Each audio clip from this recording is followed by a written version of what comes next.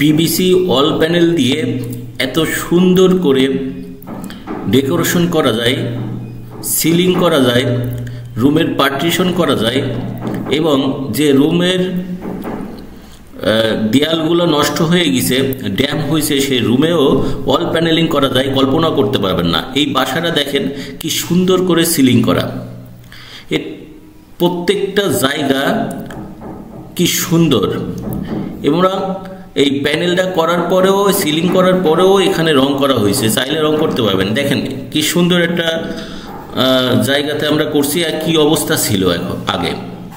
এই পুরা শেডটা প্রত্যেকটা রুমে আমরা পিভিসি প্যানেল শিট দিয়ে সিলিং করছি। এটা সিলিং করার আগের অবস্থা, উপরে টিন শেড ছিল, করার পরে নিশ্চয়ই আপনারা দেখছেন, এটা বোঝার কায়দা নাই যে এটা কি ছিল। এবং দেখেন কত দামি গ্লাস দিয়ে এটা করছে, অর্থাৎ এরকম একটা প্রজেক্টে পিভিসি সিলিং দিয়ে করবে আমরাও কখনো কল্পনা করতে পারিনি। দেখেন উপরে যে ফাঁকা জায়গাটা আছে, এখানকার কাভারিংটাও এই পিভিসি শিট দিয়ে হবে, যেখানে সাধারণত মানুষ অ্যালকোহল শিট দিয়ে করে, এবং অ্যালকোহল শিট অনেক দামি এবং অনেক খরচ। সেই তুলনায় পিভিসি শিটগুলো অনেক সস্তা। এই শিটগুলো দিয়েই মূলত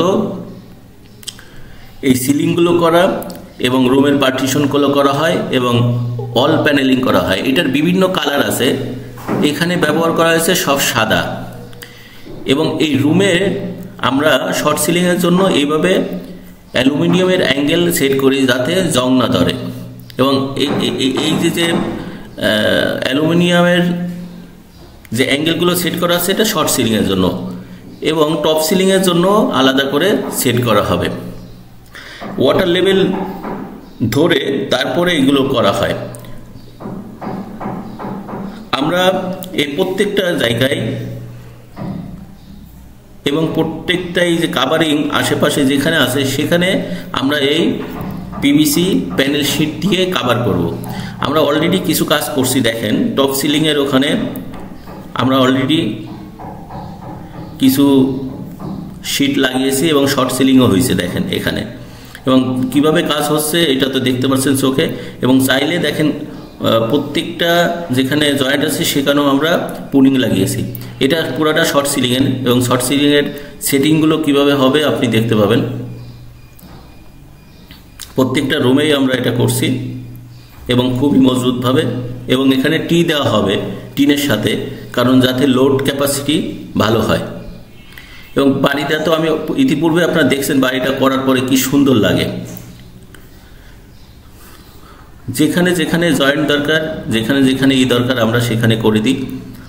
এবং তারগুলো দেখছেন, তারগুলো আমরা বের করে রাখছি লাইটিংয়ের জন্য। যেখানে তার বের করার দরকার আমরা তার বের করে রাখি। এবং টপ সিলিং অলরেডি সেট হয়ে গেছে কিছুটা।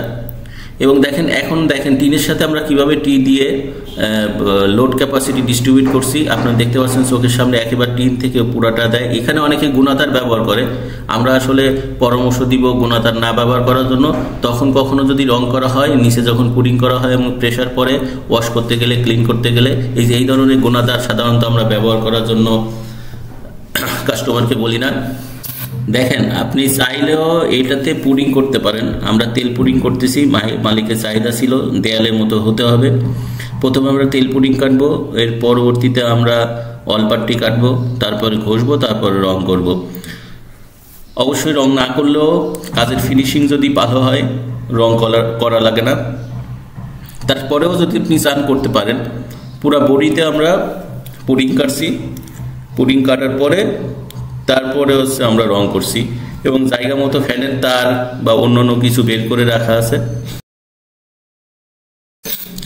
বসবাস করতেছি এরকম একটা বাসাতে সাধারণত বোর্ড বা কাঠ দিয়ে ডেকোরেশন করা অনেক কঠিন, ময়লা হয়, মেশিন লাগাতে হয়, অনেক জায়গা লাগে।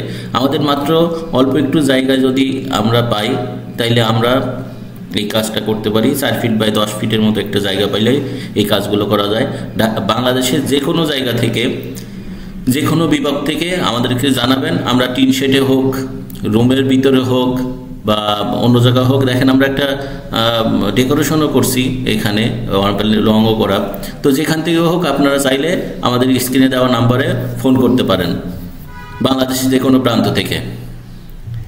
ধন্যবাদ সবাইকে।